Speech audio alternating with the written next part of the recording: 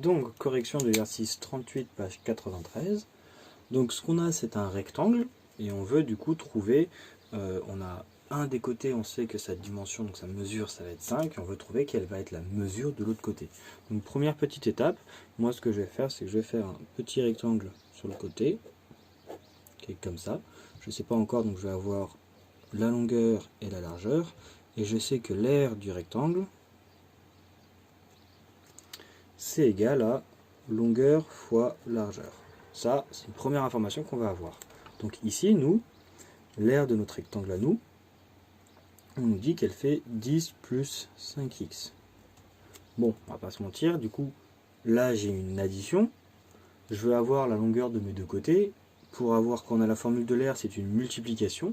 Et l'outil qui nous permet de passer d'une addition à une multiplication, bah ça tombe bien, c'est ce qu'on appelle la factorisation, c'est ce qu'on a fait juste avant dans l'exercice 36, 35 et tous les précédents. Donc du coup on va essayer de factoriser ça.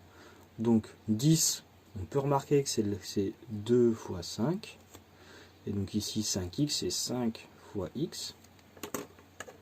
Donc notre facteur commun, on voit tout de suite, ça va être 5, et ça tombe bien, parce que c'était un des côtés de notre rectangle, et donc on va avoir 5, entre parenthèses, 2, plus x, ok, et donc ce qu'on a, c'est que ici, on a un côté, et là, on a un autre côté.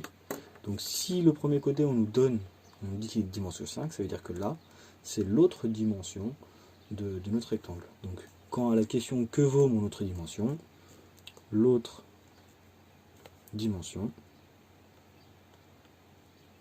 vaut, et on peut mettre du coup directement 2 plus x, tout simplement.